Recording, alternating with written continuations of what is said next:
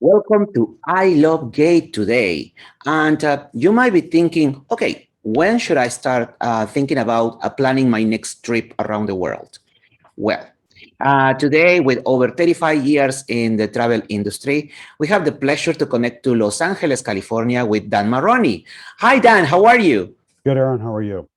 Well, I'm doing great here in DC. It's a wonderful day and ready to explore the world. So tell me, what is in the agenda for the travel industry? What should I expect in the next months? Well, I think the prices are going to start increasing as it gets closer to more countries opening up and cities opening up. Prices going to be increasing with airfare, with tour operators, rental cars, um, as well as international destinations. Hmm.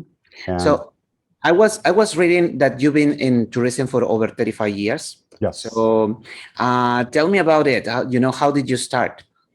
I started as working for an airline. I Hmm. started working for a small airline in Phoenix in reservations. That was a first class airline that only lasted a few months. They started service from Phoenix to Chicago and Chicago to San Francisco. It was a startup airline back in the late 80s. Hmm. And then after that, I went back to the Midwest and worked for a small regional carrier um, that fed flights from northern Indiana into Chicago.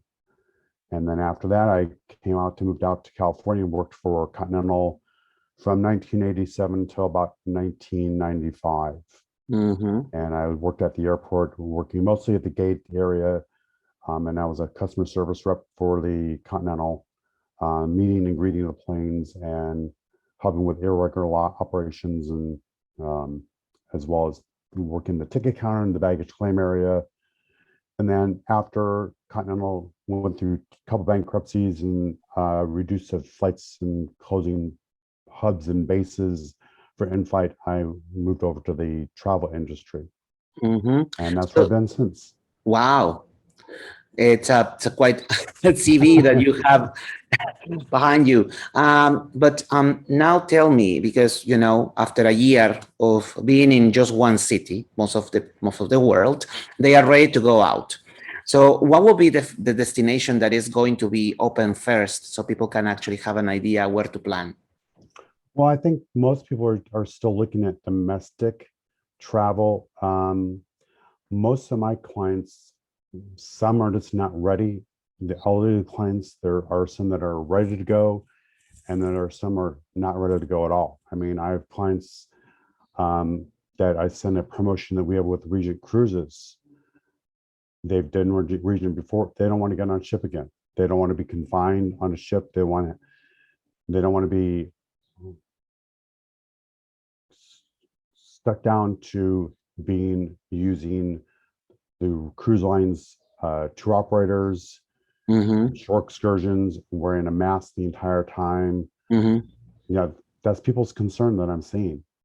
Yes, but in your personal opinion, for you, what will be the first destination that Dan would travel after Um, a destination is open?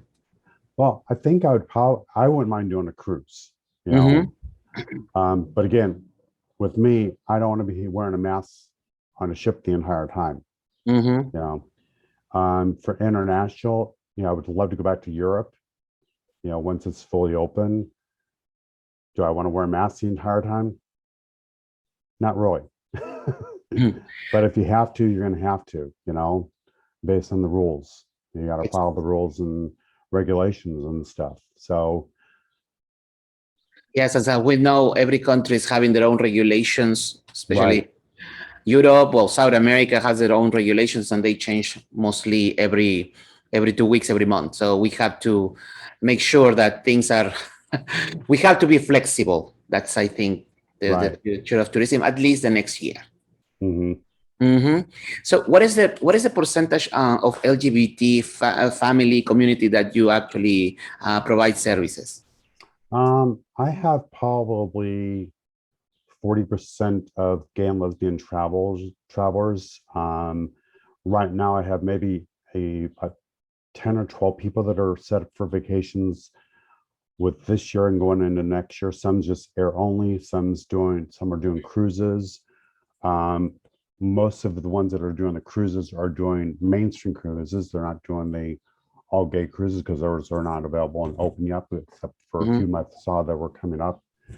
And most of my clients that are LGBTQ, they really don't want to be at an all gay resort. They're open to doing other options as well, mainstream. So they're fine with that. And locally here in the United States, which will be the destination right now that it's available and it's safe to go? Well, for us here in the Los Angeles or Southern California, a lot of people go to Palm Springs.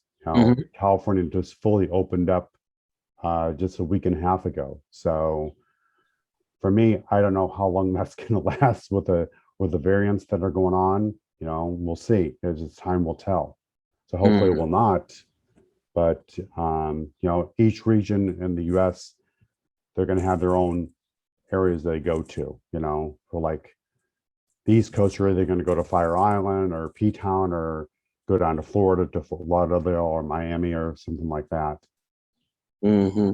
Yes. Well, so and lastly, what do you think should we actually rush and start buying our tickets internationally, since right now they are flexible, or we should wait? What do you think? Well, I think both. If you know what you're looking at doing, I would go ahead and book them to try and get the best airfare right now, because the airfare are increasing, I've noticed.